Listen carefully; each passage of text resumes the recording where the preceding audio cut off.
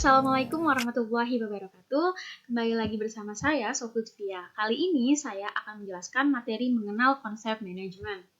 Dalam mengenal konsep manajemen, apa saja hal yang harus kita pelajari?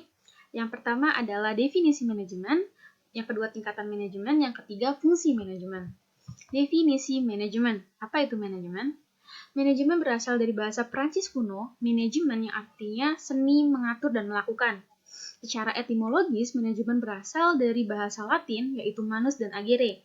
Manus yang artinya tangan dan agere yang artinya melakukan. Apabila kedua istilah tersebut digabung, maka memiliki makna menangani.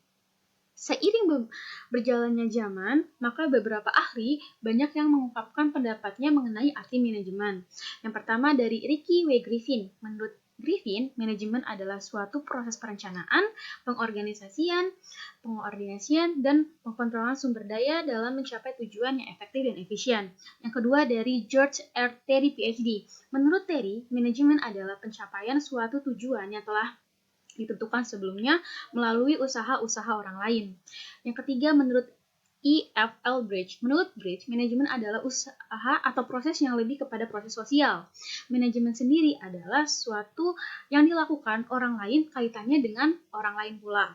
Dan yang terakhir, menurut Milon Brown. Menurut Milon Brown, manajemen adalah penggunaan orang, uang, bahan-bahan, perlengkapan, dan metode-metode yang digunakan untuk mencapai sebuah tujuan.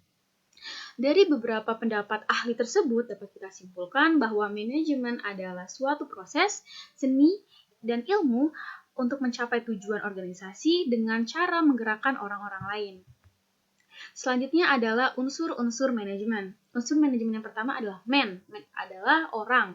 Orang itu berperan penting untuk menetapkan tujuan dan menjalankan proses manajemen itu sendiri. Yang kedua adalah money. Money adalah uang. Uang digunakan untuk membeli bahan-bahan atau material yang dibutuhkan dalam melaksanakan manajemen. Yang ketiga adalah material. Material ini ada bahan-bahan jadi maupun bahan-bahan mentah yang digunakan untuk menghasilkan sebuah produk dalam manajemen. Yang keempat adalah mesin. Mesin adalah alat atau perlengkapan yang digunakan untuk mengelola atau mengatur si material yang telah kita punya. Yang kelima adalah metode atau metode adalah cara-cara yang digunakan untuk mengatur atau mengelola mesin yang sedang mengelola bahan. Yang terakhir adalah markets. Markets adalah pasar yang digunakan untuk mempromosikan produk yang telah dihasilkan dari manajemen organisasi itu sendiri. Kemudian ada tingkatan manajemen. Tingkatan manajemen yang pertama adalah manajemen puncak atau top manajemen. Manajemen puncak bertanggung jawab atas berpengaruh yang ditimbulkan dari keputusan-keputusan manajemen keseluruhan dari organisasi. Manajemen tingkat atas ini harus memiliki keahlian konseptual, yaitu mampu merumuskan dan membuat konsep yang akan dijalankan oleh manajer atau manajemen tingkat bawah. Manajemen tingkat atas ini contohnya seperti direktur, direktur utama, wakil direktur.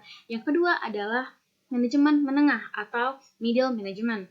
Manajemen menengah ini harus memiliki kemampuan interpersonal atau manusiawi yang dimana artinya mereka harus mampu berkomunikasi, memotivasi, dan menggerakkan orang-orang di dalam organisasi. Contoh dari manajemen tingkat menengah ini seperti manajer wilayah, ketua divisi, seperti itu. Yang terakhir adalah manajemen bawah atau low management. Manajemen bawah ini harus menyelesaikan rencana-rencana yang telah ditetapkan oleh para manajer yang lebih tinggi.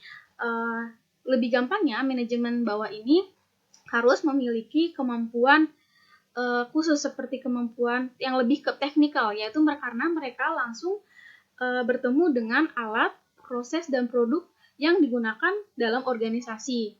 Nah, contoh dari tingkatan manajemen bawah ini seperti supervisor dan mandor. Kemudian selanjutnya adalah fungsi manajemen. Yang pertama adalah perencanaan atau planning.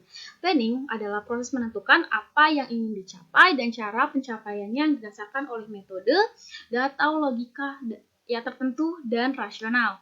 Maksudnya, dalam manajemen planning ini memiliki fungsi seperti kayak apa sih yang pengen kita rencanain dan bagaimana cara kita mencapai tujuan tersebut. Kemudian ada organizing atau pengorganisasian. Organizing di sini adalah proses mengatur dan mengalokasikan tugas, siapa yang akan mengerjakan tugas, di mana tugas itu akan dikerjakan, kapan, dan bagaimana.